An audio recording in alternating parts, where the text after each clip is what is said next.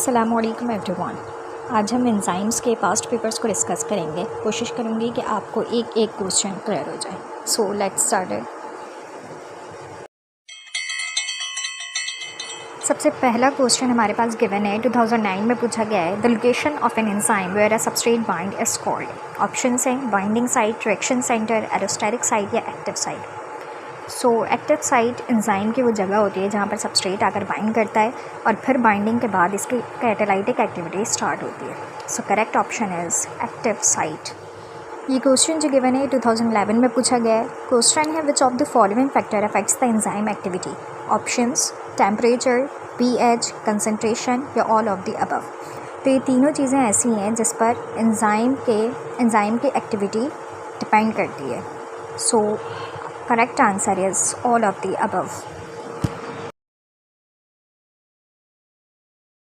ये क्वेश्चन भी 2011 में पूछा गया है। क्वेश्चन है हॉलो एंजाइम कंसिस्ट ऑफ। इसके ऑप्शंस हैं apo enzyme and prosthetic group, pro enzyme and prosthetic group, को एंजाइम एंड प्रोस्थेटिक ग्रुप या pro enzyme and apo enzyme. इसका करेक्ट ऑप्शन है apo enzyme and prosthetic group. अगर हम hollow enzyme की बात करें तो हम ये जानते हैं कि hollow enzyme consist of protein part and non protein part. Protein part हमें पता है कि एपो एंजाइम पूरा का पूरा प्रोटीन पार्ट होता है और नॉन प्रोटीन पार्ट को हम प्रोस्थेटिक ग्रुप कहते हैं। इसीलिए apoenzyme and prosthetic group is the correct answer. Next question है हमारे पास, an enzyme increases the speed of reaction. Options हैं by adding activation energy, by lowering activation energy, by decreasing the concentration या all of the above. इसका correct answer है by lowering activation energy. अब activation energy के बारे में बात करें तो एक्टिवेशन एनर्जी वो बैरियर होता है जिससे सबस्ट्रेट क्रॉस करेगा तो ही प्रोडक्ट बनेगा। अगर वो क्रॉस नहीं कर पाता तो प्रोडक्ट नहीं बन पाता। सो जितनी कम एक्टिवेशन एनर्जी होगी, जितना कम बैरियर होगा, उतनी जल्दी प्रोडक्ट बनता चला जाएगा, यानी कि स्पीड बढ़ती चली जाएगी। तो एंजाइम का ये काम होता है कि वो एक्टिवेशन एनर्जी को कम कर देता है ताकि स्पीड बढ़ सके। नेक्स्ट क्वेश्चन है हमारे पास, some enzyme require the presence of non protein molecule to behave catalytically and enzyme devoid of this molecule is called. Options are holoenzyme, apoenzyme, coenzyme या zymo enzyme. अब पहले question को समझ लेते हैं। Question के यहाँ पर दो पार्ट हैं। पहले पार्ट में कह रहा है कि कुछ एंजाइम को नॉन प्रोटीन मॉलिक्यूल की ज़रूरत होती है एक्शन के लिए। दूसरे पार्ट में कह रहा है an enzyme devoid of this molecule. Devoid का मतलब है कि इन्हें ज़रूरत नहीं होती, इस चीज़ से ये खाली हैं। तो वो एंजाइम हमारे पास एपो एंजाइम कहलाता है जिसको नॉन प्रोटीन मॉलिक्यूल की ज़रूरत नहीं होती क्योंकि वो पूरा का पूरा प्रोटीन मॉलिक्यूल होता है। नेक्स्ट क्वेश्चन है, antibiotic interfere with some aspects of growth और metabolism of the target organism such as synthesis of bacterial wall, protein synthesis, plasma membrane function या ऑल ऑफ दीज।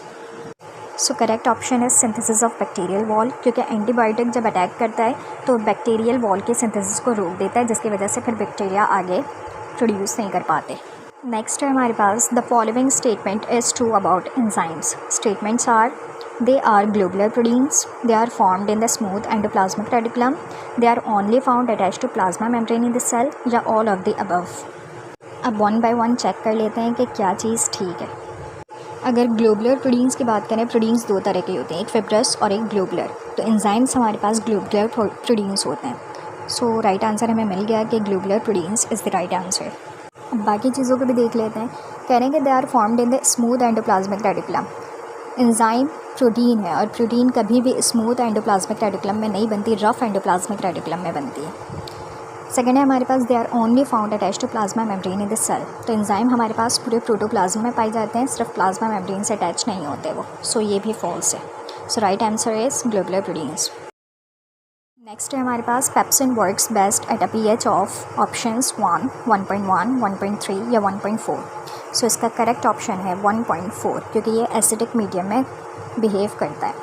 अब एंजाइम की अगर हम बात करें तो आपको एंजाइम के जो pH है वो याद होनी चाहिए। इसके लिए बड़ी हेल्प हो जाती है, जैसे कि पेप्सिन है, ट्रिप्सिन है, ये सारी चीज़ें कि आपको pH याद होनी चाहिए।